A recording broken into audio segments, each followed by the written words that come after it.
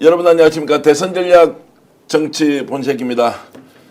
정말로 많은 기사가 동시다발적으로 쏟아지고 있습니다. 일일이 다 챙길 수는 없지만 우선순위를 정해놓고 이게 무엇인지 어떻게 흘러가고 있는지 실제 대선 결과에 미치는 영향은 무엇인지 우리가 혹시 놓치고 있는 새로운 정보는 없는지 따질 수밖에 없는데요. 자, 오늘 방송 제가 좀 진행을 하게 된 사연이 있습니다. 김문수 경기도지사가 매우 청렴하다. 그리고 설란영 여사까지 그 청렴한 배우자를 위해서 멸사봉공 헌신하는 정말로 좋은 정치 지도자의 아내상처럼 이렇게 표현되고 있습니다. 주관적으로 그렇게 판단하는 것에 대해서 제가 이의를 제기할 마음이 전혀 없습니다. 그런데 김문수 지사가 경기도지사에 재임하고 있는 동안에 업무 추진비가 횡령되었다, 부당 사용되었다라는 것은 수없이 많은 공무원들 그리고 공무원 노조에서 문제 제기를 하고 실제로 검찰에 고발했던 적이 있었죠.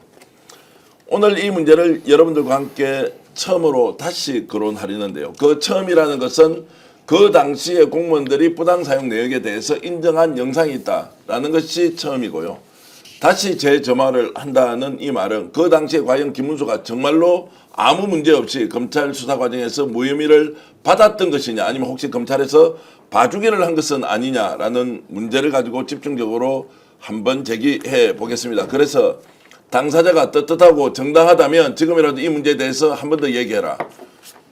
김혜경 여사가 10만 원짜리 버카를 잘못 사용했다고 100번 이상 압수수색을 하면서 수사를 해놓고 결국 벌금 150만 원 항소심에서 선고를 했죠. 그것과 여러분들이 정확하게 비교하면서 6월 3일 날 대선에서 어떤 후보가 더 청렴한지를 구분하도록 하기 위해서 저희들은 언론으로서 최소한 이 내용을 오늘 후반부에 공개하겠습니다. 그것 때문에 특별한 분을 모시고 얘기를 나눌 텐데요. 일단 기대해 주셔도 좋겠습니다. 한 말씀 더 드리면서 방송 시작하겠습니다. 초박빙 승부로 갈 수도 있다라는 것은 김문수, 이준석이 내세우는 것이 아니라 지금 여론조사의 흐름상 이재명 후보의 지지자들은 결집 에너지가 조금씩 줄어들고 오히려 보수는 결집하는 속도가 매우 강한 것 같아서 여기에 대한 경계심을 늦추지 않고 대선까지 가야 한다라고 저희들이 얘기를 하는데 공포 조성하지 마라. 겁주지 마라 라고 하는 여러분들의 의견도 이해하지만 다른 한편으로 엄청난 격차가 지금 계속 유지되고 있다라고 하면 무슨 이야기냐 이번 대선 끝까지 가봐야 하는데 혹시라도 느슨하게 해서는 안 된다라는 의견 또한 있습니다. 그러나 흐름의 중간중간의 맥을 짚으면서 여러분들에게 지금 현재 여론조사상 그리고 민심이 어떻게 돌아가는지는 제대로 한번 논의하고 싶다 이제 이런 말씀을 드리면서 주관적으로 너무 많은 의견을 올리면서 야 잘됐다 잘못됐다 이런 방식으로 좀 가지 않았으면 좋겠다는 말씀을 드리고 방송 시작하겠습니다. 자, 한겨레 신문 김한 기자 나오셨습니다. 어서 오십시오. 네, 안녕하세요. 자, 긴장해야 되는지 아니면 좀 더 느슨하게 해도 되는지는 오늘 김한 기자 말씀을 듣고 여러분들도 판단해 주시면 좋겠습니다. 강수영 변호사님 어서 오십시오. 안녕하십니까? 예. 그리고 고발사주의 공익 제보자 조성은 작가 오셨습니다. 어서 오십시오. 안녕하세요. 조성은입니다. 방송에는 처음 나왔는데 과거에는 한창 얼굴을 많이 알렸던 분인데요. 정공노회 전국공무원 노동조합 부위원장 출신이신데 자, 오영택 부위원장님 오셨습니다. 어서 오십시오. 안녕하세요. 반갑습니다. 자, 오늘 무엇보다도 이제 김문수 지사가 경기도지사 시절에 업무 추진비를 어떻게 썼는지 이제 이 내용에 대해서 집중적으로 좀 여러분들과 함께 얘기를 이제 나눌 겁니다. 자, 잠시 후에 하기로 하고요. 속보부터 좀 전해드려야 되겠습니다. 경찰이 지금 경호처로부터 윤석열 비아폰의 서버를 확보했다라고 하는 게 들어왔습니다. 이제 내용을 좀 살펴보면 자, 서버폰의 그러니까 비아폰의 서버를 다 확보했다. 이게 어떤 의미입니까? 그러니까 서버를 삭제하는 게 아니냐 뭐 이런 의혹들이 있었고 서버를 확보하지 못하면 폰을 삭제한 폰만 제출받았을 때 포렌식을 해봐야 제한적일 수 있다 이런 얘기들이 있었는데 지금 이제 서버를 확보했다라는 거고 근데 서버를 지금 복구한다라고 보도가 되고 있거든요. 네. 그 얘기는 서버에도 일부 어쨌든 뭐 그 삭제라든지 이런 흔적들이 있는지를 보는 것 같고 제가 그 명태균 PC랑 이렇게 디지털 포렌식한 자료들을 몇 주째 지금 보고 있는데 그 디지털 포렌식을 하면 자료를 보기가 굉장히 좀 어려워지더라고요. 그러니까 이게 용이하진 않습니다. 그렇기 때문에 이게 서버 자체를 포렌식하고 이런 과정들이 좀 하면 근데 다만 포렌식을 하면 지금 정말 1분 1초 로그 기록까지 다 나옵니다. 네. 그러니까 그런 상황들이 되기 때문에 지금 어쨌든 그 서버 전체를 지금 복구하고 있다. 뭐 이렇게 이해하시면 될 것 같습니다. 자, 서버가 이제 복구가 사실상 완료 단계인데 거기 보니까 문자도 있고 예. 전화한 기록 이제 전화번호 당연히 있을 거고 통화 시간에 문자까지 지금 나온다라는 게 지금 보도가 되는데 만약에 비상계엄 전후에 윤석열이 사용했던 비하폰 내용이 나오면 엄청난 진실이 그 안에 숨어 있을 것이다. 라고 저는 판단이 되는데 어떻습니까? 그렇습니다. 지금 이제 말씀하신 거에 좀 보완을 하자면은 이 비아폰 서버라는 것이 이틀에 한 번씩 삭제되는 것으로 알려져 있습니다. 근데 경찰이 2주 전쯤에 이걸 서버를 확보를 해서 경찰의 기술로 복원이 가능하다라는 보도들이 많이 나왔었고 오늘 보도 나온 것은 실제로 복구를 했다. 복구해서 확보를 했다. 이런 보도들이 지금 나오고 있는 것이고요. 그런데 이제 쟁점이 되는 것은 말씀하신 대로 12.3 계엄 전후에 비아폰으로 다수의 관련자들과 연락한 내역이 있을 것으로 강력히 추정되기 때문에 특히 국민의힘 내부에도 많기 때문에 그렇다면은 이건 내란의 공범의 규모들도 많이 확보될 것이다. 네. 그런 문제 제기들이 있는 것이고요. 그런데 지금 문제는 요 비아폰 서버를 확보하는 명분이 그 공무집행방해, 그러니까 영장 집행을 방해하고 체포를 거부했던 그 혐의로 지금 영장을 받아서 하고 있는 것이기 때문에 비아폰 서버를 털어가지고 12.3 계엄까지 흘러가서 그 전에 있는 기록들을 확보해서 이걸 증거로 쓰려면 검찰의 특별한 조치가 필요합니다. 증거보전 신청이라든가 이거 법원이 특별히 증거로 쓰겠다라는 어떤 직권 결정을 내려야 돼요. 그래서 법원과 검찰이 이 경찰이 확보한 이 기록들을 증거로 쓰겠다는 의지를 보이지 않으면 또 전국민적 저항이 부딪힐 거다. 저는 그렇게 말씀드립니다. 조금 보충을 드리면 지금 기한이 12월 3일부터 1월 22일로 설정이 되어 있습니다. 근데 기술적으로 제가 알기로 12월 3일에서 1월 22일까지만 복구하는 건 불가능합니다. 복구는 전체를 하는 거예요. 그러면 근데 그 중에서 제출을 그러니까 법적 증거로 인정되는 제출을 그 기간에 한정해서 지금 받는 건데 근데 이제 지금 말씀하신 것처럼 12월 3일 이전 뭐 이런 부분들에서 뭐 어떤 게 이제 발견이 돼요. 범죄 혐의가. 그럼 이 부분에 대한 판단은 어떻게 할 거냐? 그러면 빨리 다시 영장을 청구해서 그 내용은 이제 서류화 해놓고 그 부분을 이제 증거로 채택하는 과정을 밟을 것인지 아니면 이걸 인지하고 바로 직권으로 수사를 뭐 예를 들면 들어갈 것인지 뭐 이런 부분들에 대한 판단이 좀 필요해 보입니다. 자, 그러면 그 내용에 이제 뭐 통화 시간 그리고 통화 대상자 문자는 아마 있을 텐데 이제 문자를 보냈는지 안 보냈는지 원래 그 커뮤니케이션 소통하는 방식이 윤석열이 어땠는지 알 수 없는데 제가 궁금한 것은 정치인들이 상당히 많이 나올 수 있다. 그렇습니다. 그러니까 지금 이제 전반적인 상황을 우리가 유추해 보면 추경호 당시 원내대표 나경원 의원하고는 통화를 했다는 것이 있는데 정치인들과 훨씬 더 많은 수의 통화가 나온다면 네. 이것이 미치는 이제 정책 파장은 굉장히 클 것이라고 보는데 네. 통화를 더 했겠죠.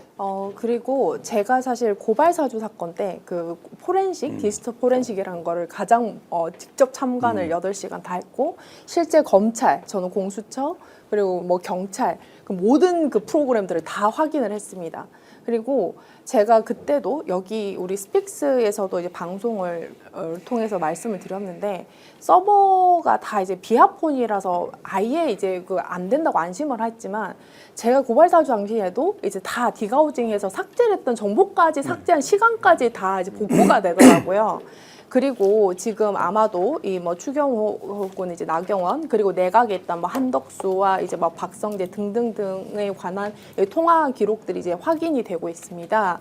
그 내용들은 어떤 거냐면 비하폰과 비하폰뿐만 아니라 이 상대방이 일반 폰일 때는 일반 폰의 기록으로도 충분히 확인할 수 있기 때문에 사실상 지금 뭐 내란 선동이나 이 관련한 내용들로 민주당에서 이제 그 당시 시민단체랑 민주당 여러 곳에서 국민의힘 의원들 다수를 이제 고발을 해놓은 상태이기 때문에 사실상 교차 수사를 할 의지만 있다면은 그 당시에 어떤 구체적인 상황을 충분히 할 수 있고 만약 우리가 생각하는 그 규모 정도가 직접 그 내란 전후로 이제 이 정치인 직접 관여가 됐다면 사실상 정당 해산에 가까운 이제 내란 집단이 되는 것이죠. 자, 이게 이제 핵심적인 지적인데요. 만약 그 당시에 윤석열의 비하폰을 통해서 국힘 의원들과 통화를 했고 국회로 들어가야 하는 국힘 의원들이 당사로 모여가지고 예. 우왕좌왕하는 과정에서 대통령이 누군가에게 전화를 했다라고 하는 것이 나온다. 또는 전화 통화가 안 됐을 때 문자로 뭔가를 보내서 이런저런 지시를 했다는 게 있으면 아마 정치적으로는 감당 불감당의 상황이 될 것인데 자, 이 부분은 일단 검찰에서 확보한 서버에서 어떤 내용이 국민들에게 공개되는지를 좀 더 지켜보기로 하겠습니다. 조금 전에 또 속보가 하나 들어왔는데 지기현이 이제 다시 본인의 견해를 밝혔습니다. 자, 룸사롱 사진에 대해서 본인은 후배들 밥 사주고 주점들러 찍은 사진이다. 술은 마시지 않았다. 라고 이렇게 지금 대법원 윤리감사관실 조사에서 밝혔다는 것인데 그러니 민주당은 좋다 그러면 추가 사진을 제공하겠다 뭐 이렇게까지 지금 가고 있는데 자, 이 싸움은 지금 어떻게 가는 겁니까? 강성민 변호사 어떻게 보십니까? 일단 지금 시점이 다릅니다. 그 어제 지기현 부장판사가 제출한 소명 자료에, 그러니까 윤리감사실이 소명 자료를 제출했는데 자기가 그 카페 라이브라는 이름도 지금 나왔습니다. 그 예. 업소의 이름도 지금 특정이 되고 있고 여기에 간 게 23년도라고 지금 소명 자료를 냈습니다. 예. 민주당이 얘기한 건 작년이었던 걸로 제가 알고 있는데 그래서 시점 정도 1년 정도 차이가 나는 것 같고요. 그 23년 여름에 법조계 지방에 있는 법조계 후배들이 서울에 올라와가지고 촬영한 거고 후배들 내가 밥을 사줬다. 밥 사준 이후에 후배들이 술을 한잔 하자고 해서 후배들이 임금 주점으로 데리고 갔다. 지방에서 올라온 후배들이 서울에 있는 이 주점에 자기를 데리고 갔다. 여기서부터 약간 좀 뭔가 석연치 않고요. 근데 집에 자기는 주점에 들어가서 일단 기념사진을 찍고 후배들은 술을 먹고 자기는 사진만 찍고 술자리가 시작되기 전에 나왔다. 오랜만에 봤기 때문에 기념으로 사진을 찍은 것이다. 이렇게 지금 해명을 하고 있습니다. 어떻게 볼까요? 그대로 받아들일까요? 그러니까 이 해명이 안 되는 거고요. 그러니까 지금 시점상의 문제가 있기 때문에 그러면 당 대본에 그럼 그때도 가고 작년에도 갔었겠네 이렇게 이제 받아들이게 되잖아요. 그러니까 이걸 지금 해명할 수 있는 방법은 뭐 지금 다 전자기기를 사용하기 때문에 예를 들면 구글 타임 기록을 낸다든지 본인이 이제 객관적으로 입증할 수 있는 증빙을 해야 되는데 이게 지금 굉장히 전형적인 법조인들이 비위 문제에 걸렸을 때 하는 해명이잖아요. 그러니까 내가 그 사건 관계가 없는 사람들하고 만난 거고 내가 원래 알던 사람들하고 만난 거고 나는 실제 술 먹기 전에 갔어요. 근데 이거 확인 안 되는 해명인 거고 그러니까 이 정도 해명으로 지금 그러니까 돌파할 수 있을까 뭐 이런 생각은 듭니다. 자, 경찰이 또는 검찰이 수사하지 않고 이 상태를 그대로 내버려두면 어떻게 되느냐. 이제 주장이 거듭되면서 마지막에는 나중에 평소에 선호도에 따라서 이 사람 말이 맞나 저 사람 말이 맞나라고 하면 전형적으로 진영 논리에 의해서 나는 이 사람 편, 누구는 이 사람 편 딱 갈리면 본인은 이제 소위 말하는 부꾸라지 방식으로 피해 나갈 수 있지 않느냐라는 생각을 할 텐데요. 정권이 바뀌고 나면 어떻게 해야 되는지 국민 여러분, 시청자 여러분들이 판단하고 계시지 않습니까? 일단 오늘은 저런 해명이 나왔다는 것, 우리가 일일이 반박할 가치가 있는 것이 아니라 저런 방식으로 이제 가고 있는 지기현 부장판사의 민낯을 그대로 보고 있다. 대법원 이제 윤리감사관실도 어떻게 할 건지 이제 밝혀주시기 바랍니다. 충분히 해명이 됐으니까 아무 문제 없다. 이렇게 대국민 발표를 빨리 하십시오. 그러고 나서 정말로 특검을 통하든 상설특검이든 수사를 통해서 실제 진실이 무엇인지 밝힌다. 일말의 양심이 있다면 지금 이 순간에도 국민 앞에 진실을 밝혀라. 이런 말씀을 좀 드리겠습니다. 하나만 제가 보태겠습니다. 지금 지 부장판사가 소명 자료로 낸 게 식사비 결제 카드 내역을 냈다고 지금 보도가 나오고 있습니다. 그러니까 카드로 결제했는 내역을 냈으니까 내가 바꿨으면 내가 했다. 이건 소명이 되겠죠. 근데 여기 있는 주점에서의 결제 내역은 없다. 왜냐하면 자기 결제한 것도 아니고 술도 안 먹었기 때문에. 근데 우리가 알려져 있다시피 여기는 현금 받는 곳 아닙니까? 네. 증빙 자료가 있을 수가 없어요. 그러니까 이것만으로는 본인의 결백이 증명될 수 없다. 결국에는 지방의 법조계 후배라는 사람들이 누군가, 또 이 사람들은 왜 왔는가, 이런 것들이 다 파헤쳐져야 되는 그리고 거죠. 그 밥값 영수증도 사실 증명하는 게 없는 거예요. 왜냐하면 그 날짜에 밥을 먹었을 수 있죠. 근데 그 날짜에 밥을 먹은 거랑 이 사진 간의 시간의 인과관계를 증명을 못 해요. 그렇기 때문에 1차에서 밥값은 내가 내고 2차에서 나는 사진만 찍고 왔어요는 지기현이 만들어낸 스토리라인이지 그 영수증으로 그 뒤에 행위를 증명해낼 수는 없는 거죠. 그러니까 저 사람의 논리가 끝까지 증거주의로 가서 증거 없으면 무죄 아니냐라는 걸로 이제 밀어붙이는 거고 수없이 많은 상황들 그리고 거기에 대해서 정언을 해주는 인물들이 나오지 않습니까? 야, 정말로 대단하다. 그렇게 해서 끝까지 한번 이제 다퉈보자, 따져보자. 예, 따져드리겠습니다. 한번 주변에서 어떤 이야기 나오는지 좀 더 보기로 하고요. 오늘 달려갈 길이 매우 멀고 험한데 지금 속도 좀 더 내보겠습니다. 많은 분들이 우리 방송 봐주고 계시고요. 황세연님, 김도희님, 수영조아님, 그리고 샤샤님, 여러분들이 이렇게 이제 의견 주고 계십니다. 사진 원본까지 다 까버려라. 김선봉님, 하이노트님께서는 공수처가 수사하라 이렇게 주셨는데 여러분 저희들 좋아요 누르고 이 방송 와주시면 국내외에서 더 많은 분들이 동시에 시청할 수 있다. 지금 7,000분 정도 들어와 계신데 좋아요는 1,300명인데 한 3,4,000명 정도 해서 가면 어떻겠습니까? 지금부터 저희들이 준비한 김문수 과연 청렴한 인물이었는지 도지사 시절에 업무 추진비 사용 내역에 문제가 있었는지 없었는지에 대해서 본격적으로 따져보겠습니다. 제가 지금 가지고 있는 것이 이제 고발장인데요. 고발장 내용에 대해서는 조금 이따가 저희들이 이제 자료를 좀 띄워드릴 텐데 이 고발장이 뭐냐면 전국 공무원 노동조합에서 2010년 3월 달에 김문수 경기도지사를 공직선거법 위반, 업무상 배임 등의 혐의로 고발을 했습니다. 왜 고발을 했는지 과연 지금 김문수는 청렴한지 지금부터 본격적으로 따져보겠습니다. 자, 지금 우리 오영택 이제 부위원장님 나오셨는데요. 자, 저 고발을 하게 됐던 그 고발의 핵심 내용이 어떤 겁니까? 전국의 자치단체장들이 업무 추진비를 자기 주머니에 있는 쌈짓돈처럼 사용했던 것이 사실이었고요. 예. 그것들을 저희들이 열람 정보 공개를 통해서 그걸 열람을 해서 제출 증빙 서류까지 다 확인을 했습니다. 예. 확인한 결과 부당 사용, 불법 사용 이런 것들이 나온 것에 대해서 예. 법적으로 이제 처음에는 환수 요구를 했고요. 예. 1차 환수 요구를 했고 그 기간이 지나자 그래도 안 하니까 환수를 안 하니까 고발을 하게 된 겁니다. 자, 구체적으로 그러면은 지금 공직선거법 위반, 업무상 배임 등의 혐의로 이제 고발을 했는데 결론적으로 저 당시에 검찰의 처분은 어떻게 됐습니까? 저희들이 지금도 이해할 수 없는 부분이요. 당시에 그 서류 실는 조그만 소형 수레가 있습니다. 예. 이 수레로 증거를 지출 증빙 서류 등 그것도 경기도에서 직접 복사해서 준 것입니다. 이 서류를 한리학과를 실어다 갖다 줬습니다. 그런데 나중에 나온 것은 증거 불충분 무혐의 처분이에요. 자, 지금 이제 증거 자료를 이제 한 수레 정도 엄청난 양을 갖다 줬는데 결국 이제 무혐의가 됐다. 그러면 저 업무 추진비 사용에 대해서 문제가 있다고 지적했던 것은 단 한 사람도 기소가 되거나 이런 거 없이 다 무혐의 처리가 됐습니까? 당시에는 10명을 저희들이 고발했었는데 광역단체장. 예. 그때 당시에는 다 증거 불충분 무혐의 처분을 했습니다. 예.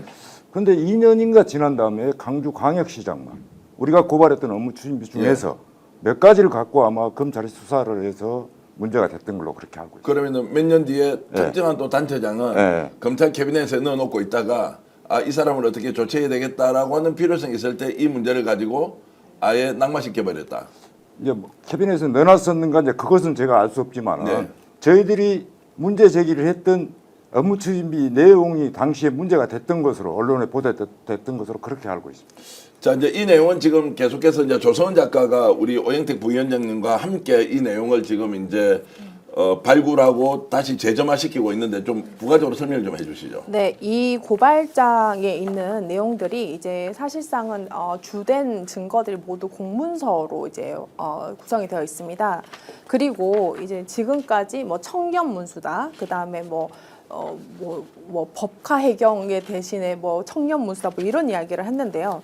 사실상 지금 이 고발장에 들어있는 기초 자료들을 살펴보면은 거의 업무 추진비를 김문수 지사가 굉장히 특이하게 사용을 하는 부분들이 굉장히 많습니다.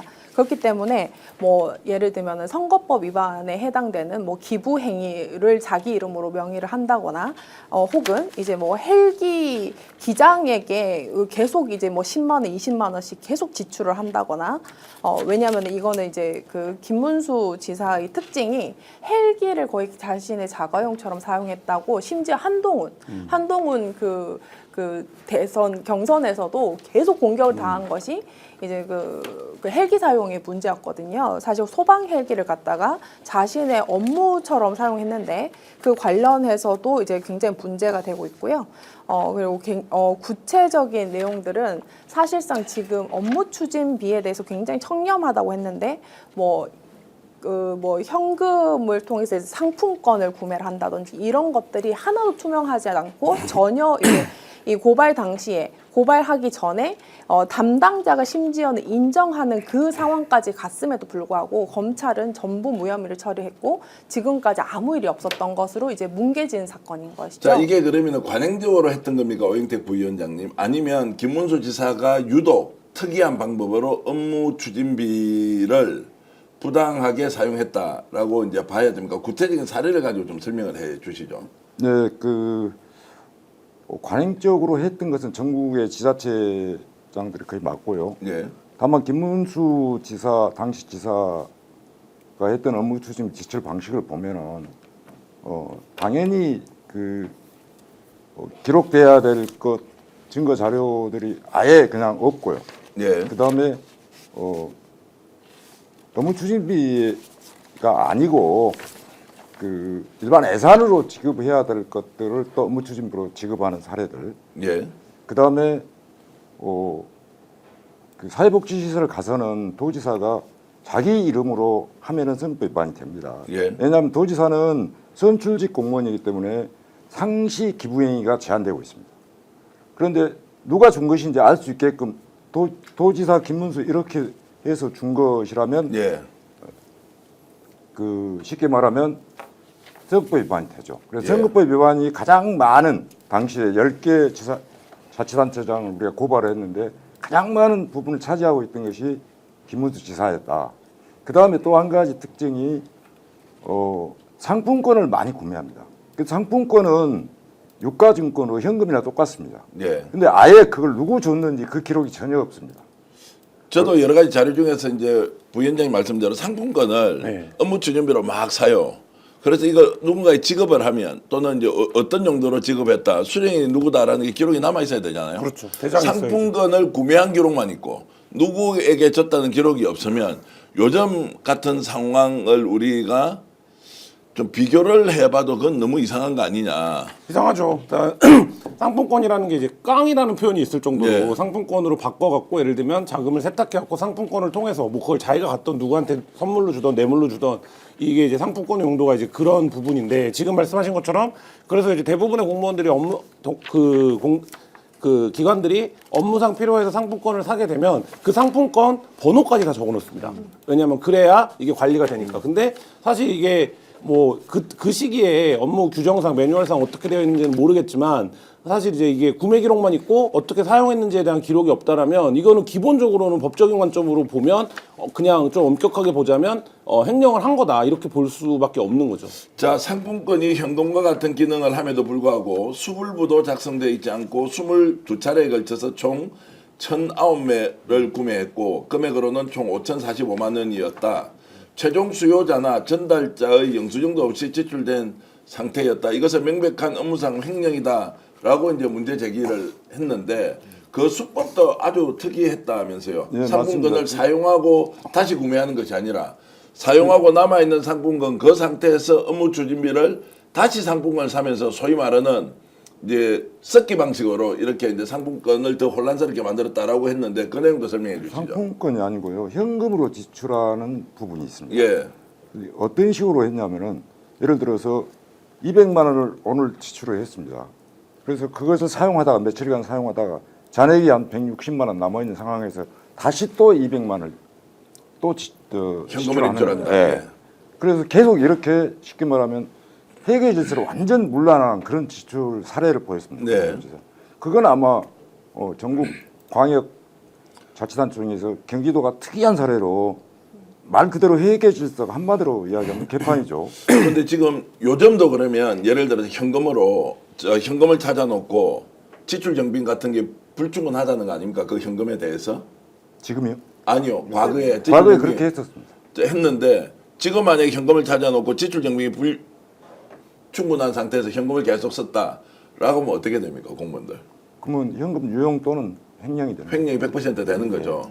그럼 그런 것들을 계속 해왔는데 그럼 그 당시에도 법이 있었기 때문에 야 이렇게 하면 안 된다라는 것이 설사 간행이라 하더라도 문제 제기를 했으면 여기에 대해서 시정 조치를 하거나 아니면 검찰에서 이것을 어떤 식으로든 법원의 최종적인 판단을 받아보자라고 했을 수 있을 것 같은데. 그랬어야 맞습니다. 네. 그랬어야 맞는데 제가 이해가 안 되는 부분이 당시에 경기도에서는 다른 광역자치단체에서는 지출 증빙서나 이런 것들을 어찌거든지 안 주고 또 가리고 이렇게 많이 줬었습니다.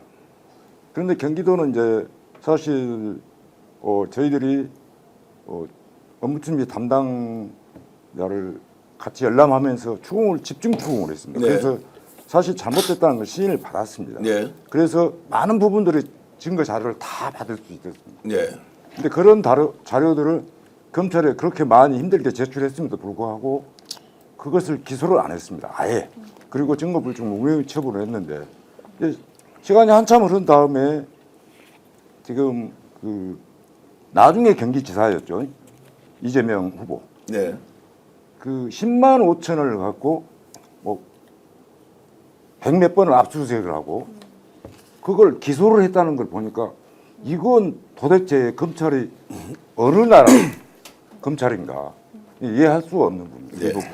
자, 그래서 이제 그 당시에 실제로 이제 공무원들이 이런 그 불법 사용 또는 불법 혐의가 있는 사용 내역에 대해서 전공로 차원에서 현장 확인을 했던 영상이 하나 있는데 그 영상을 보시면서 어떤 이야기, 워낙 영상 자체가 비공개적으로 단독 공개. 그러니까 그 당시에 이것을 비밀리에 이렇게 이제 촬영을 했기 때문에 화질이나 이런 것들이 조금 부족하긴 한데 그래도 그 영상 한번 보시면서 공무원들은 일단 이런 부분을 자, 인정했다라는 부분의 일단락인데요. 한번 보시겠습니다. 아니 상품을 사면은 이것처럼 이 관리대장이 저기가 있겠죠. 그런데 상품을 사면은 상품이 어디로 갑니까? 비서실로 간 거 아닙니까? 그렇죠. 거기서 관리를 해요. 그러면 최소한 상품권에 대해서 누구누가 가져갔다는 게 기억이 되고 수령증이 있어야 될 거 아닙니까? 그러면 예를 들어서 이놈 갖고 선거운동 했다고 말할 사람 누가 있겠습니까?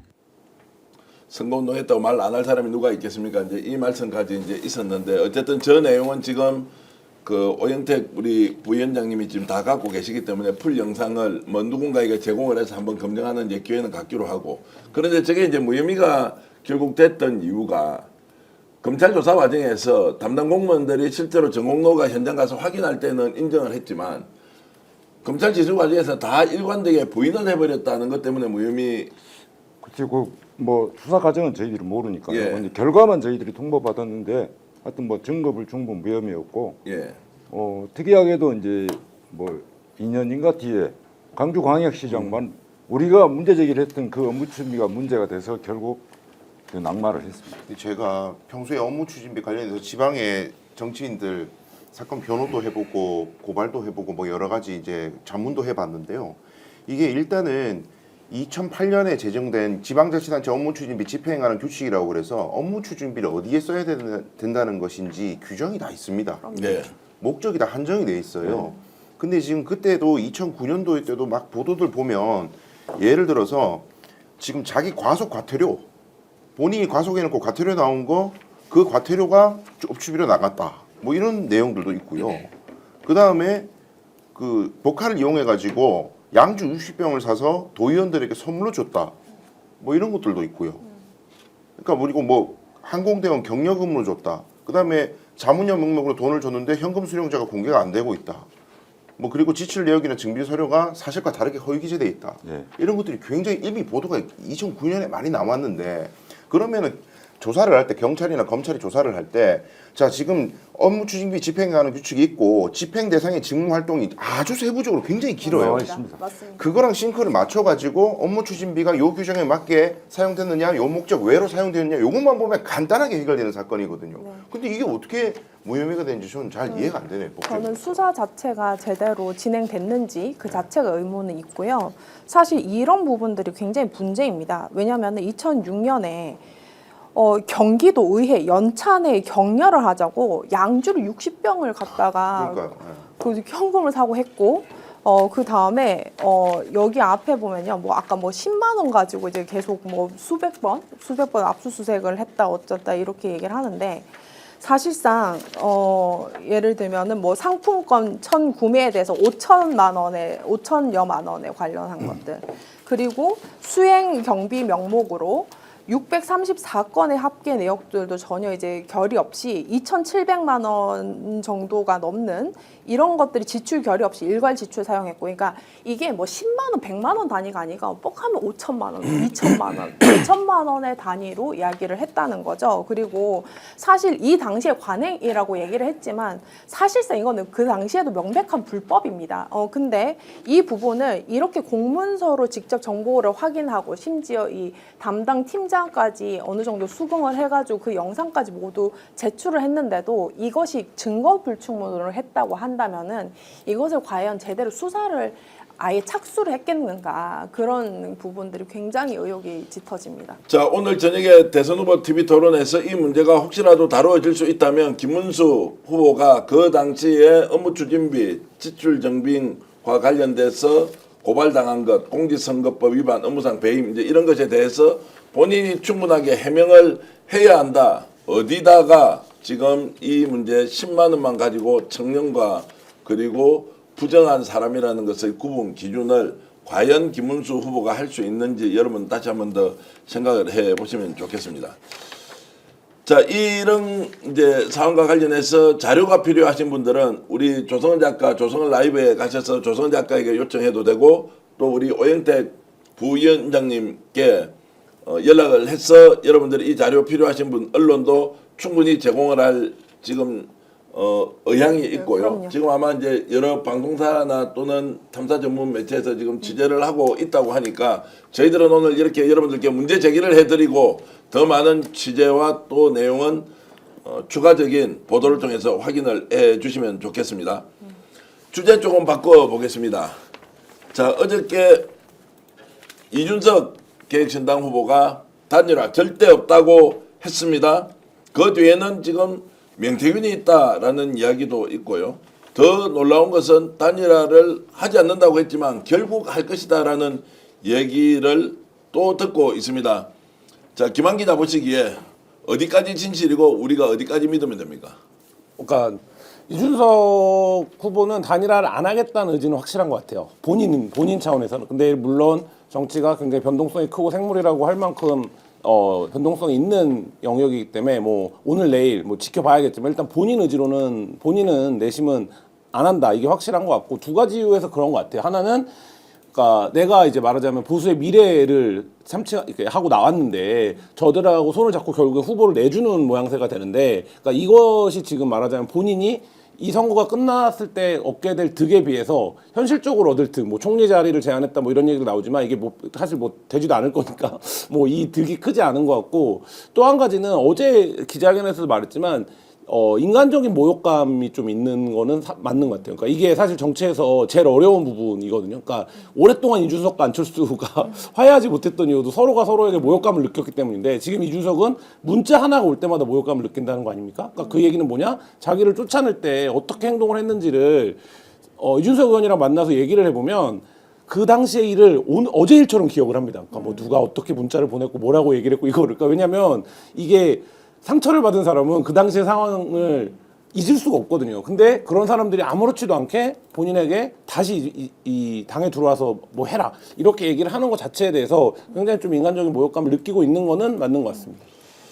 제가 조금 더 이제 저 내용들이 굉장히 사적인 감정도 있지만 굉장히 공적인 전략도 있다고 생각을 합니다. 어떤 부분이냐면 어차피 지일선거예요. 예, 사실상 뭐 단일화를 계속 얘기를 하죠. 왜냐면은 사실 이재명 정권을 탄생하기를 바라지 않는 그런 주된 언론들이 계속 덧셈을 해가지고 이게 같이 1% 차이 나냐 이 덧셈 계산만 하는데 사실상 양자 대결을 보면 10% 이상이 차이가 나거든요.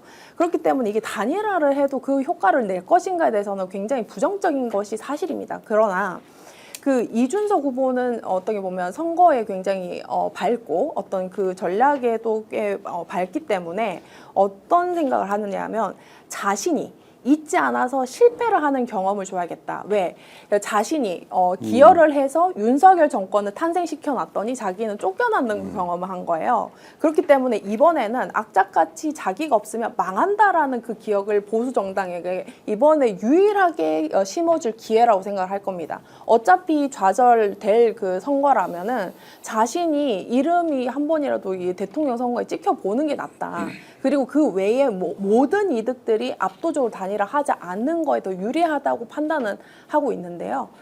지금 뭐 오늘 오전에 이제 안철수 그 의원조차도 뭐 와가지고 요직을 해라 뭐 이런 소리를 하는데 뭐 둘이 합치면은 뭐 집권을 할지는 모르겠습니다. 그러나 그런 부분을 조금 뛰어넘는 어차피 이재명의 시기는 온다라고 아마 이준석 후보는 이제 판단을 하는 것 같고 오히려 이번 기회에 보수 너네들은 내가 없으면 망해 무조건 망해 그래서 내가 앞으로 어떤 한 축이 분명히 될 거야라는 그런 어떤 의지가 훨씬 강해 보인다 그런 생각합니다. 자 이제 지금 어저께 이준석과 명태균 누가 먼저 전화했느냐 이것도 있었고요. 그리고 명태균이 전화했다라고 하는 것을 어제 기자회견을 하는 중에 서울에서 이명수 기자가 물었지 않습니까? 먼저 기자회견장에서 이명수 기자가 이준석에게 어떻게 물었는지 먼저 들어보시겠습니다. 중요한 거는 국민의힘에서 그 이준석이 딱 얘기했잖아. 그쪽 이준석 측에서 하면서 윤핵관들이 당권을 주겠다. 당권을 주겠다? 그 기사 떴대요. 아까 아침에 못 봤어요. 네.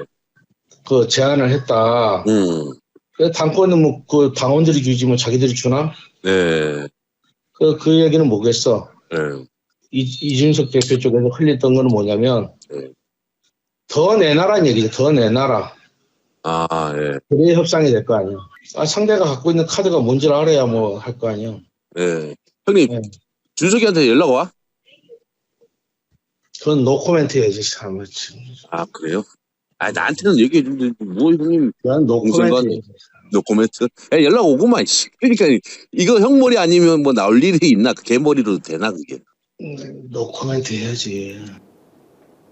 노 코멘트 해야지. 이제 그 전에는 이준석과 통화했다라는 이제 질문이 있었는데 그 질문까지 듣고 우리 강성 변호사 얘기 한번 더 들어보겠습니다. 그래, 알았어. 이준석이가 내한테 전화했다더나. 형이 전화했다, 누구만. 아, 내가 전화했대? 그렇구나. 지는 전화 안 했대? 전화 안 했다는데? 전화 안 했다는데? 아, 지가 전화 안 했대? 이야, 그렇구나. 그래, 알았어. 하여튼. 예. 내가 어제 전화했나? 형이 어제 전화했잖아. 내가 확인해 볼게. 예, 알겠어요. 그 통화 녹취록 좀 보내줘요, 형님, 저한테. 뭔 통화 녹취록 아유, 진짜 형님, 내 형님, 형 동생 관계에서 진짜 형님 통화 녹취가 없다니까. 나는 녹취를 안 한다니까. 자꾸 아, 진짜 형님. 아니, 선수끼리 왜 그래, 형님? 아니, 8년 동안 녹취가 9개 나왔다니까. 자 일단 진위 여부부터 확인하겠습니다. 누가 먼저 전화한 거예요? 이준석에 따르면은 나한테 먼저 전화가 왔다 예, 말을 하고 있고요. 명태균은 반대로 얘기하고 있고요. 예. 근데 이준석의 말이 맞을 가능성이 더 높아 보입니다. 제가 보기에는. 자 두 번, 일단은. 전화가 이준석 말이 오히려 맞다. 예, 명태균이 전화가 왔다. 일단 먼저 온 건 맞는 것 같은데, 네. 근데 그 한 번으로 끝난 게 아니라 아마 여러 번 통화가 저는 있었을 걸 추정하고 있습니다. 근데 이제 첫 시작은 명태균 쪽에서 전화가 왔을 가능성이 좀 더 높다고 저는 일단은 보입니다. 근데 예, 그런데 지금 왜 그러냐면 이준석이 처음에 질문을 받았을 때 어제 5시 경에 명태균 씨하고 통화하셨죠? 라고 물으니까 원래는 저한테 연락이 왔다. 그 다음에 무슨 얘기 했냐? 내용은 기억 안 난다. 이렇게 완전히 뭉개버렸어요. 내용 아예 기억이 안 난다 그랬다가 좀 더 파고드니까 단일화 관련돼서 얘기하지 않았냐? 기억이 안 난다고 하던 이준석은 단일화 얘기하긴 했는데 내가 뭐 명태균한테 조언 들을 입장은 아니지 않냐? 이런 식으로 받았죠. 여기서 내용을 얘기 안 하고 막 비틉니다. 이야기를. 계속 숨기고 그 끝까지 인정을 안 하고 몇 분 했냐, 얼마나 길게 했냐 하나도 대답 안 했습니다. 자 이제 진위 여부는 뭐 그 정도로 하고 그러면 구체적으로 이제 명태균이 존재하고 있고 지금 단일화 과정에서 뭔가 영향력을 행사한다라고는 볼 수 있습니까? 제가 김문수 한덕수 단일화고 그 후보 교체 국면에서도 김문수 쪽에서 명태균한테 전화를 해서 어떻게 하면 좋겠냐라고 상의했다라는 얘기를 같은 자리에 있었던 사람한테 들었거든요. 그렇죠. 네. 그러면 김문수 후보 쪽에서 명태균에게 전화를 해서 한덕수와 김문수 단일화 문제를 어떻게 하면 좋겠느냐. 친윤들이 저러고 있는데 예. 어떻게 하면 좋겠냐. 그랬더니 명태균 씨가 버텨라. 버티면 네가 이기는 게임 아니냐. 이렇게 얘기를 했다라는 거예요. 자, 이 말씀은 방송에서 처음 하시는 거예요. 네. 혹시 저 방송에 처음 하시는 그러면 거기에서 그 시점에 누가 김문수 쪽 누가 저 국회의원입니까? 아니면 의원은 아니고요. 윤석열 캠프에서 활동했다가 김문수 캠프로 넘어갔던 사람입니다. 사람이 이제 명태균한테 전화를 하니까 명태균은 야 버티면 결국 너가 먹는다. 김문수 이긴다라고 뭘 고민하냐 했다는. 이런 식으로 얘기를 했다는 거예요. 민태균이 여전히 지금 이제 국힘 대선 과정에서 이제 영향력을 행사하고 있는 거네요. 그러니까 그들이 보기에는 명태균이 전략을 짜는 사람인 거죠. 명태균의 주특기가 명태균도 본인도 감옥에서도 왜 그거 얘기를 했지만 판을 짜는 게 주특기 아닙니까? 근데 이제 한덕수, 김문수 교체론 이런 지금 단일화 이런 판이 명태균의 판이에요. 그러니까 명태균이 그 지점에서는 이들이 아는 사람들 중에서는 제일 전문가고 명석하다고 생각을 하기 때문에 그런 사람들이 어쨌든 명태균에게 전화를 해서 어떻게 하면 좋겠냐고 물어보는 거고 명도 지금 뭐 자기가 여기 창원에 있고 이런 신세지만 여전히 실력자들이 나에게 전화가 와 이거를 이제 은연 계속 과시하고 있는 거 아닙니까? 이명수 기자와의 통화에서도 그렇고 그러니까 뭐 그런 상호적인 관계 속에서 지금 명태균이 그런 저런 얘기들을 하고 있고 이쪽에서도 여전히 아 이걸 그러면 명태균한테 한번 물어볼까? 이런 생각들을 할 만큼 이 얘기는 뭡니까? 과거 선거에서 명태균이 그만큼 영향력이 있었다는 거예요. 자, 지금 그러면 이준석도 서로 소통을 하고 있다. 전화를 먼저 했던 아니면 먼저 받고 나서 그 뒤에 명태균이 다시 전화를 했던 명태균이 노골적으로 거짓말, 그 계산된 거짓말은 아주 잘하는 사람인데 저 이제 적극적으로 전화가 왔다 안 왔다라고 하는 것은 본인이 전화를 했으면 전화를 했다고 할 건데 거기에서 머뭇 그러면 내가 전화를 했대? 뭐라고 묻는 것은 어쨌든 뭐 왔을 수 있고 갔을 수 있는데 그러면 지금 이준석이 단일화를 하지 않겠다라고 하는 것에도 명태균이 영향력을 행사하고 있다 이렇게 보십니까? 뭐 영향력이 있다라는 것보다는 명태균의 입장을 이준석에게 전달했겠죠. 내가 볼 때는 넌 단일화를 안 하는 게 맞는 것 같아. 네. 라는 입장이 지금 판에서는 네가 단일화를 하면 넌 죽는 패가 되는 거야. 뭐 이런 얘기를 이준석한테 했을 거고 그럼 이준석이 뭐 제가 이준석 의원이랑 얘기할 때 이준석도 그런 얘기를 했는데 조언을 한 군데서만 듣는 건 아니잖아요. 그러니까 여러 명 듣는데 예를 들면 자기 확신을 강화시켜주는 기제로 작동하겠죠. 예를 들면 명사장도 단일화하지 말라 그랬고 뭐 이런 이제 어떤 판단의 근거 중에 하나가 되겠죠. 그러면은 제가 정말 이거는 정말 순수하게 그 궁금해서 그러는데요. 지금 명태균 지금 보석 상태잖아요. 그렇죠. 그리고 사실 저번 대선에서 불법 여론조사나 불법하게 이제 그 대선에 개입이 됐다는 그 혐의로 이제 그 구치소에 있다가 지금 보석이 된 거 아닙니까? 네. 근데 나와가지고 또 저런 식으로 하는 저 음성이 지금 판사한테 제출돼야 되는 거 아닙니까? 지금 명태균 다시 구속 가라 막 댓글로 계속 올라오고 있는데요. 근데 저는 이 지점이 되게 좀 심각한 문제 같아요. 이거를 그리고 이준석 기억해 보면은 어제 페북에요. 내가 오늘부터 불필요한 단일화 연락 안 받고 싶어가지고 전화 다 수신 차단한다 그랬어요. 그러니까 이게 뭐 물론 명태균한테 전화를 받은 전인지 훈지 이걸 좀 봐야 되겠지만은 좀 과하거든요. 이 얘기는. 아니 자기한테 오는 전화가 뭐 빗발쳐갖고 지가 업무가 안 되나? 그러니까 단일화 전화가 도대체 몇 통이나 오길래. 근데 이런 식으로 과하게 나는 단일화 생각이 없어서 전화 다 전화 안 받습니다. 실제로 그 기자분들이 전화해 보니까 차단되는 건 맞다 그래요. 그러니까 이런 식으로 과하게 헐리우드 액션하는 게 나 뭐 명태균하고 있는 사람하고 뭐 단일화 관련돼 갖고 뒤에서 사부작 그러고 그걸 안 하는 사람입니다. 라는 거를 결벽적으로 좀 강조하려고 이렇게 오버 액션하는 것 같아요. 자, 보석이 되자마자 나왔던 이야기가 그 보석이 된 이유 중에 건강상 이유가 있고 그다음에 언론에 접촉을 하면 안 된다라고 해서 본인이 그 말을 주변 사람을 통해서 전언을 했어요. 언론 접촉을 하면 안 된다는 전제 조건이 붙어 있어서 조용히 있어야 한다. 건강 문제 때문에 나왔다 했잖아요. 저 정도 지금 떠들고 다니고 있고 실제로 국힘 대선반까지 기웃거리면서 대선 후보가 대선 후보 쪽에서 전화를 하고 뭔가 단일화가 맞다 안 맞다 코멘트하는 것에 대해서 사법부에 계신 판사님 잘 판단하십시오. 어떻게 하는 게 맞는지. 저렇게 해서 대선판이 끼어들도록 하고 누군가 전화하는데 대답하고 그것을 노골적으로 드러내놓고 술을 잔뜩 먹고 취해가지고 기자 데리고 창원까지 차를 타고 내려가고 그 기자한테 누군가하고 통화했던 그 윤모 의원과 통화했던 내용을 거기에서 바로 까주고 그 기자가 듣고 자 이런 방식으로 놀고 있는 것이 원래 보석의 조건이었는지 아니었는지 판단하고 정말 결정해야 한다. 예. 대선판을 이렇게 그리고- 정말로 뒤흔드는 이런 문제가 맞는지 아니 그것도 그러면 판사가 허용했다고 보석 조건에 네가 뭐 표현의 자유가 있으니까 알아서 다 이야기해라 라고 한 것인지 이게 지금 국힘에서 대선을 주도하고 있다 또는 대선 후보로 뛰고 있는 사람들이 하고 있는 정말로 이런 행위를 어떻게 보면 좋겠습니까? 아직도 명태균과 손잡고 뭔가를 하겠다는 것을 우리가 양해하고 쳐다봐 주는 게 맞습니까? 아니 이거 그 검찰 측에서 보석 취소를 청구를 해야 되는 거 아닙니까? 사실 보석 촉구 위반으로 위반으로 보고 이제 뭐 그 아니 취소할 그러니까 수 있겠죠. 그렇게 예. 해서 사실 적극적으로 대응해야 되는 게 검찰인데 지금 검찰은 저번에 뭐 윤모 의원과 뭐 식사를 했다 뭐 이런 것들도 사실 꽤 오래됐잖아요. 꽤 오래됐는데 아예 방치를 하고 있고 오히려 저 사람이 저렇게 과시하는 지금 언론 그리고 이 과정 안에서 몇 차례나 이렇게 뭐 만나면 좋은 친구 뭐 이러고도 다니고 그랬잖아요. 언론에 노출을 하고. 그렇기 때문에 저는 이 지금 저렇게 단일화를 본인이 무슨 연락을 취하고 또 다시 대선에 개입한다는 이 상황 자체가 굉장히 기괴합니다. 그렇죠. 너무 이상해요. 비교하고 또 하나 더 생각해 보면 최근에 유독 여론조사 중에 네. 오차 범위 내에서 붙었다. 네. 이재명하고 김문수가 그러니까요. 이런 여론조사 2개가 나와가지고 네. 우리가 심층적으로 다루기도 했는데 네. 근데 이런 식으로 만약에 지금 이런 식으로 명태균이 밖에서 돌아다니면서 선거판에 기웃기웃거리고 있다면 국민들이 의심할 수밖에 없죠. 전공이 여론조사 아니에요, 명태균이. 그럼 뭐 본인이 직접 여론조사 하진 않았더라도 적어도 기획하고 판을 이렇게 단일화 빌드업하고 이런 과정에서 국민하고 소통하면서 이런 방식으로 여론을 좀 만들어봐. 이거 단일화하면 잘하면 이길 수도 있어라는 판을 만들어봐. 여기에 명태균이 입을 거들었을 가능성도 있다. 저는 그렇게 봐요. 기범소망님께서는 자 명태균 구속돼 있을 때는 여기저기 구해달라고 막 했는데 지금 입 다물라고 말려야지 않나 빨리 구속해라 이렇게 주셨고요.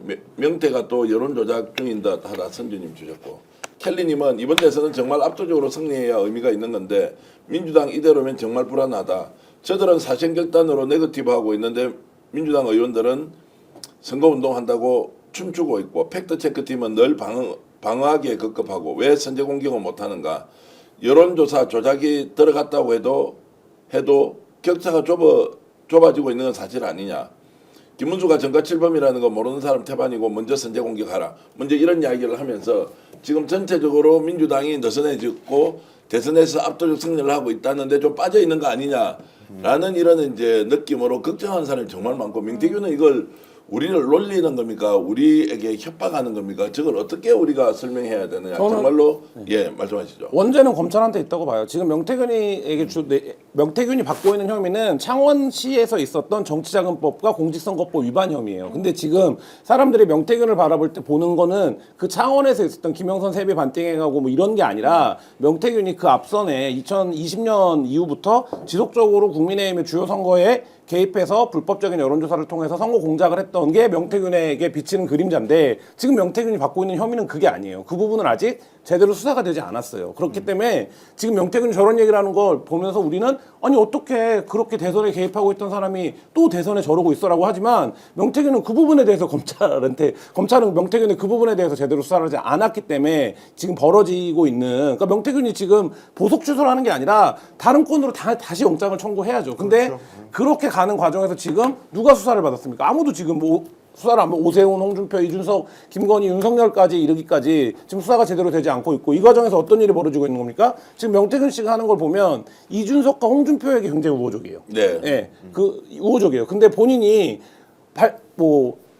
장이 올 때 하겠다라고 했던 정치인들하고도 지금 다 보면 안 하고 있어요. 그 얘기는 뭡니까? 명태균 씨가 모종에 나온 이후에 모종의 관계들을 텄기 때문에 재정립했기 때문에 지금 그러고 있는 게 아니냐라고 보는데 그 시간조차도 검찰이 벌어준 거죠. 자, 지금 이제 MBS에서는 접전, 여론조사 꽃에서는 1, 2위 격차가 실제로 한 15에서 20 가까이 이제 나는 걸로 나오고, 여론조사마다 좀 다르긴 하고, 한쪽은 조작이 되는 것 같고, 한쪽은 민심을 반영하는 것 같기도 한데, 지금 이제 여론조사상의 이런 전반적인 흐름에 대해서는 조작가는 어떻게 보세요? 분명히 뭐 결집의 흐름은 분명히 있지요. 네. 분명히 있는데 사실 제가 걱정하는 것은 지난 일주일 동안 어떤 이슈가 가장 중요했는가 그 부분들을 좀 살펴보면 사실 뭐 이제 뭐 지기현 판사나 이제 사법부 공격을 하는 이런 뉴스가 이제 대다수였고요. 후보의 장점이 보이기보다는 이제 후보를 방어하기 위해서 이제 민주당이 사법부를 공격한다는 그런 이제 보도가 이제 쏟아졌기 때문에 그런 것들도 일종의 영향이 있을 수 있다. 그리고 그런 과정에서 중도층들이 이제 고민을 하기 시작했고 했던 부분 그리고 또 하나 더는 사실상 제가 이제 제 방송에서는 많은 염려를 했었는데요. 이제 그 뭐 보수 인사 뭐 영입을 하는 그런 것들이 이렇게 막 많이 보여주면서 저 사람도 저길가 저 사람도 저길가 하면서 반대로 이 그 보수 진영이 오히려 역으로 그 결집을 할 수 있는 계기는 됐다고 생각합니다. 네. 그러나 저는 이제 몇 번이나 이제 뭐 제가 이제 방송을 할 기회가 있으면 얘기를 하는데 이 선거는요. 비극으로부터 시작한 겁니다. 44년 만에 쿠데타로 인해서 이제 시작을 했던 선거고 윤석열이 총을 겨누어서 이제 그 기자와 우리 그 정치인들을 죽이려고 했던 그런 사건으로 말미암아서 이제 발생했던 이 보궐선거이기 때문에 사실 이거는 윤석열의 얼굴로 이 선거를 치러야 돼요. 근데 의도적으로 이제 그 민주당이나 여기서는 자신이 있으니까는 이제 긍정적인 부분만 이제 좀 희망차게 요소를 한 것 같습니다. 그래서 사실 많은 것들이 희석됐고 윤석열은 탈당하고 영화 보고 박수치고 파한대소를 하고 그 계엄 선포하는 장면에서 박수치고 웃었어요. 그런 이제 굉장히 희한한 광경을 보고 있는 겁니다. 근데 여기에서 사실 분노를 저는 지기현 판사에게 하는 것도 좋고 다 좋아요. 다 좋은데 윤석열에 대한 그 국민의 분노가 흐트러지게 하는 그런 요인들이 아마도 이 결집력이 조금 약화되는 그런 상황들이 좀 있었지 않은가. 그래서 저는 윤석열이 어떤 짓을 했고 지금 선거는 명백하게 무슨 선거인지를 민주당 스스로도 규정을 제대로 하고 그리고 정말 그 국민들이 어렵거든요. 네. 어렵습니다. 춤출 기분 아닙니다. 그렇기 때문에 그런 부분들을 좀 비장한 각오로 좀 했으면 좋겠다. 자, 그런 지금 이제 생각을 춤 합니다. 이야기는 어제부터 나오기 시작해서 여론조사상으로 압도적 표차로 계속 이제 도망을 가고 있으면 별 관계가 없는데 예. 자, 춤추는 이야기가 지금 이게 선거 운동으로 맞느냐 축제이긴 하지만 이게 어디로부터 출발한 그러면 국민축제가 돼야 하느냐라는 게 이야기가 나와서 일단 이 부분 좀 생각을 해주시고 우리 오영택 부위원장님이 이제 지금 해남에 계시다가 뭐 며칠 전에 서울 올라와서 이렇게 저렇게 오는데 호남에는 이재명 후보에 대해서 압도적 지지를 해야 한다. 우리가 이번에 더 나서야 된다고 하지만 이제 어저께 사실은 호남 출신들이 많이 살고 있는 지역에서 식당에 가서 사람들하고 얘기를 좀 해보니까 분위기가 좀 그런 것이 아니라고 하셨는데 그 설명 좀 해주시죠. 네. 어제 제가 영등포 예, 목소리 좀 크게 해주시면 네, 됩니다. 영등포 시장에서 저녁 식사를 우리 과거에 제가 서울서 활동할 때 친하게 지냈던 특히 이제 호남이 고향인 분들입니다. 그래서 그분들하고 저녁 식사를 하면서 대선 분위기를 좀 들어봤는데요. 양비론을 이야기하고 대선 포기, 그놈이나 그놈이나 똑같다 이런 이야기들을 많이 하시더라고요. 그리고 네. 누구도 또 말을 안 하려고 합니다. 대선에 대해서. 호남하고 다른 점이 호남은 어떤 식당을 가든지 대선 후보에 대해서 명확한 자기 입장을 내놓고 이야기하는데 서울은 아예 아무 말 않고 듣고만 있더라. 그래서 많이 좀 다르다는 걸 느꼈습니다. 그러니까 우리가 지금 느끼는 것과 실제로 이제 현장에서 저것이 이제 일반화될 수 없는 것이지만 예. 이게 긴장도가 좀 상당히 느슨해 있다. 자, 김도수님은 이런 말씀 주셨습니다. 불안해하지 맙시다. 중도민주당 지지자 영남 부울경 굳건합니다. 저쪽에서 단일화해도 압승은 안 될 겁니다. 우리는 승리합니다. 그래서 무조건 여론 사기 믿지도 보지도 마시고 방송도 조금 자제해라. 불안 조성하지 마라.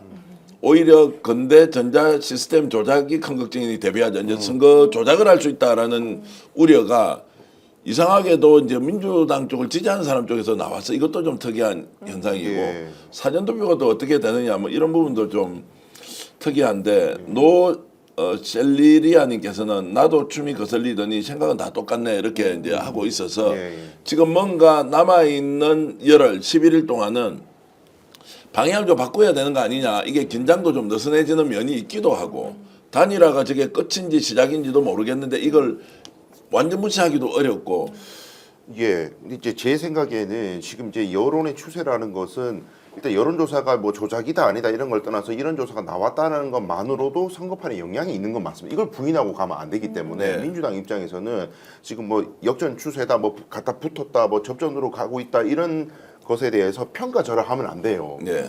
왜냐하면 이 여론조사가 만약에 가짜라고 하더라도 지금 투표에 안 나오려고 했던 많은 보수 성향을 가진 사람 중에 나는 정치 심을나서 이제 투표 안 할래라고 했던 사람들이 그래도 될 만하면 내가 그래도 나가야겠구나라고 영향을 받을 수 있거든요.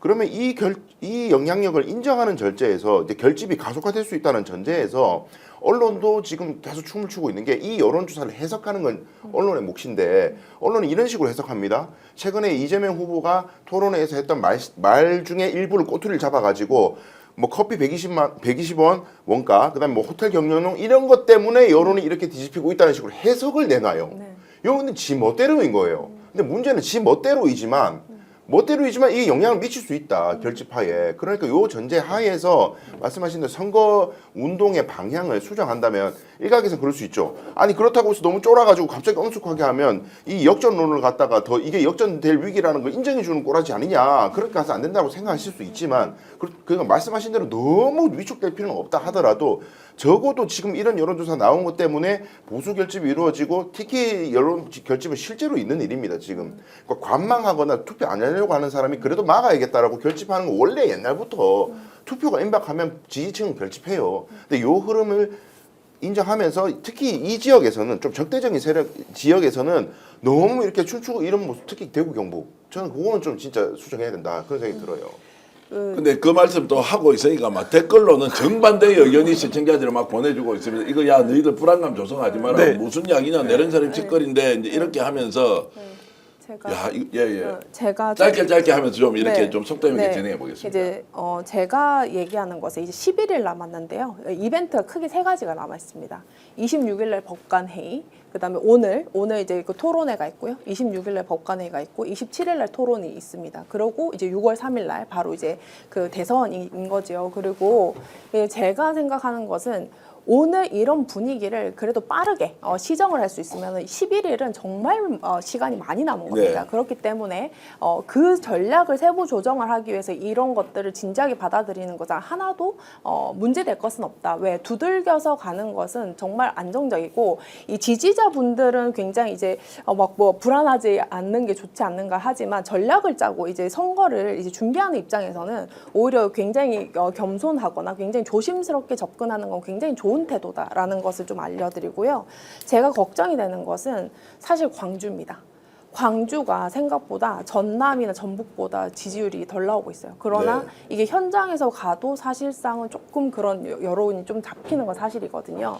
왜 그러냐면 지난 3년 동안 굉장히 뭐 윤석열부터 시작해가지고 굉장히 기만이었지만 그렇게 광주를 많이 갔어요. 그러니까 그 국민의힘 사람들이 정말 광주를 많이 갔어요. 그래서 제가 생각하는 것은 사실 영남과 부울경이 굉장히 집중했던 것을 사실 호남 정치가 이 기본이고 이번 그 대선에 저는 그 선거는 비극이다. 그리고 이 비극을 극복한 건 광주다라는 것을 다시 상기해서 조금 더 이 무엇에 더 집중해야 되는가, 그리고 그런 부분들을 조금 전략에 반영하면 좋지 않을까 그런 생각합니다. 네. 이 방송에서 제가 여러 번 말씀드렸는데 기본적으로 구도는 5대 3대 1로 잡혀 있어요. 네. 5대 3대 1의 네, 구도가 맞습니다. 잡혀 있는 거고, 근데 이제 이런 문제가 있습니다. 여론조사 뭐 저도 선거 여러 번 취재해봤지만 45%를 넘어가기 시작하면 득점하기가 쉽지 않아요. 그러니까 이거는 결집이 거의 다 되어 있는 상태고 맞습니다. 45가 넘어가면 지지층들은 여론조사 전화를 안 받기 시작합니다. 왜냐하면 전국 단위 선거에서 45를 넘긴다는 건 이긴다는 거예요. 맞아요. 그러니까 그렇기 때문에 지금 더군다나 3자 구도기 때문에 막판으로 갈수록 나 이재명 그냥 찍어야겠다라고 하는 사람들은 전화를 받지 않아요. 그러니까 찍으면 돼요, 가서. 그렇기 때문에 여기서 5대 3대 1의 구도에서 이게 4.5, 3.5, 1 뭐 이런 식으로 이제 출렁거림이 그게 언론은 매일매일 기사를 써야 되는 입장에서 굉장히 주목하지만 기본적으로 이 구도는 12월 3일 이후에 한 번도 흐트러진 적이 없다. 근데 3에 있는 후보는 득점할 수 있는 가능성이 있죠. 그러니까 왜냐하면 그 이전에 이미 이제 많이 실점하고 시작한 거 아닙니까? 뭐 그런 지금 것들이 겹쳐져 있는 것 같고 그래서 민주당 입장에서 중요한 거는 실점하지 않는 건데 이번 주에 흐름만 놓고 보면 뭐 120원 커피 120원이라든지 뭐 호텔 경제학이라든지 뭐 지금 춤도 그런 문제일 거고 그 사람들이 보기에는 야 저 몇 개 사법부만 공격하고 있냐 뭐 이런 인상들 중도가 가질 수 있거든요. 그러니까 이런 것들이 실점 요인이 되는 거고 그러면 이걸 어떻게 관리할 거냐 뭐 그게 나쁘다 이런 의미로 제가 드리는 말씀이 아니라 선거는 어쨌든 다 우리 편만 투표를 하는 건 아니기 때문에 네. 그런 측면에서의 어떤 관리 실점을 하지 않는 관리 이런 게 좀 필요해 보인다. 자, 지금 이제 관리라고 하는 것은 그 미세한 관리가 결국 1%, 2% 왔다 갔다 하는 걸로 보면 되는 거 아닙니까? 그렇죠. 그러니까 이게 5%, 10% 왔다 갔다 하지 하지 않아요. 않나요? 5대 3대 1의 구도는 네. 변하지 않는다고 생각합니다. 그리고 이제 2주 전에 이미 대선 2주 전에 역대 어떤 중요한 선거에 2주 전에 유권자가 결심했던 내용 투표장에 간다면 가고 갈지 말지 모른다면 여전히 모르고 그리고 누구를 찍겠다고 결정했으면 이건 안 바뀌고 라는 것이 일종의 교과서처럼 되어 있거든요. 그러니까 그 구도를 설명하는 게 어제 김문수 유세를 하는데 국민의힘 유세 차량 앞에서도 한동훈을 외치잖아요. 네. 예를 들면 실점거리를 찾으려면 국민의힘 훨씬 많아요. 근데 구도가 5대 3대 1이다 보니까 언론도 이 50의 후보의 실점거리를 찾는 거지 30 후보의 실점거리를 굳이 찾지 않아요. 그러니까 네. 그게 부각되는 차원의 문제고 그러니까 뭐 그런 차원이라고 보여집니다. 그런데 이제 지금 민주당을 이재명 후보를 지지하는 사람은 50%로는 부족하다 지금 이기는 문제가 아니고 그렇죠. 압도적 표차로 가기 위해서 지금 잘하고 있느냐 못하냐 그러면 50%까지 올라갈 때는 한 사람을 데리고 오는 것이 이미 정해져 있다고 보지만 여기에서 높아지는 것은 완전히 전략 전술이 바뀌어야 한다. 중도든 투표장에 가지 않겠다든 이런 면에서 좀 더 고단히 처방이 필요한 거 아니냐라는 것은 일리가 있는 거 아닌가요? 불안감 조성이다. 아니면 야 우리 100% 그래도 20% 이상의 표차로 이긴다라고 하는 결론이 중요한 것이 근데 아니라 현실적으로 우리 편을 모아서 56%를 만드는 건 쉽지 않고요. 예. 56%가 나온다는 건 어떤 거냐면 이쪽이 투표를 안 하는 거예요. 이쪽이 투표를 안 하는 건데 지금 그게 핵심이에요. 그러니까 예를 들면 근데 저도 보수 관련된 사람들이랑 얘기하다 보면 투표 안 하려고 이번에 뭐 해봐야 뭔 의미가 있어라고 했는데 고정서가 조금 변하는 건 맞는 거죠. 네, 예. 그러니까 그래도 해볼 투표하자. 만한데? 아니 해볼만이 아니라 그래도 투표하자. 그러니까요. 뭐 이게 살아나는 건 맞는 것 지금 같아요. 현재 유세를 엄청 열심히 추구를 하잖아요. 민주당 의원들 진짜 민주당은 한 열심히 합니다. 10배쯤 열심히 하고 있는 네, 건 맞아요. 사실이에요. 진짜 열심히 예. 하거든요. 근데 우리 가만히 생각해 보면 아니 이길 거 뻔하고 이미 구도가 다 짜져 있는데 왜 그렇게 추구를 하겠어요? 이 추구를 해가지고 표를 조금이라도 더 얻는 것이 표 차이를 더 늘리는 것이 앞으로 향후 정국에 영향을 미치기 때문이에요. 이거를 그냥 자꾸 불안감 조성해서 질 수도 있다는 소리 왜 어차피 이길 건데 이게 오늘 이상한 소리 하네 이렇게 받아들이는 문제가 아니라 민주당 의원들이 승패가 사실상 승패만 보면 기운 게 맞아요. 그럼 부인할 수 없어요. 누구도 이건 부인하지 않습니다. 그런데 표 차이를 늘리고 더 얻기 위해서 추구라고 열심히 선거운동하는 그 동력을 가지고 있는 원인이 향후 전국을 위해서라면 그러면 기왕 선거운동 저렇게 추구라 하는 거 방향 잘 잡아가지고 더 표 얻을 수 있도록 연구를 해보자 이런 차원에서 제가 말씀드린 거예요. 자, 현상이 무엇이든 간에 지천태와 엑셀 연섭님께서 이렇게 해주셨습니다. 현상이 무엇이든 간에 안심이든 불안이든 70% 안 나오면 졌다는 각오로 지금 붙어야 된다. 이제 이런 말씀은 굉장히 중요한 것 같아요. 그러니까 내가 춤을 추든 아니면 내가 굉장히 엄숙하게 윤석열을 비판하든 70% 안 나오면 우리는 지는 거다라는 각오로 가는 게 굉장히 중요하다는 말씀이 지금 딱 와닿는데요. 네, 그리고요. 제가 이제 그 생각할 때는 왜 그 유세차마다 제가 만약에 선대위였으면은 전국에 있는 유세차마다 그 계엄하는 날 12월 3일 영상을 틀겠어요. 그리고 그 윤석열이 계엄 선포하는 영상을 틀겠어요. 그리고 그 국회 부수고 들어가는 그 영상을 틀겠습니다. 네. 그 지금 공약도 중요한데 그것을 상기를 시켜야죠. 근데 그게 사실 다 보도는 안 되고 있죠. 그렇기 때문에 골목골목마다 그 부분을 조금 더 강조를 했으면 좋지 않겠나 싶고요. 그리고 지금 이번에는 반드시 투표하겠다가 84%까지 잡히는 여론조사가 꽤 많습니다. 그렇기 때문에 악착같이 나오려고는 할 거예요. 그러나 이제 굉장히 이제 뭐 6월 18일 날 뭐 선거 뒤에 재판이 잡힌다 안 잡힌다 이것도 사실은 적당한 수준의 득표면은 그것도 사실 불안할 수가 있고 불안 요인이 많기 때문에 사실은 압도적으로 이제 그 승리를 해야 된다. 그렇기 때문에 심판할 수 있다. 이런 거였거든요.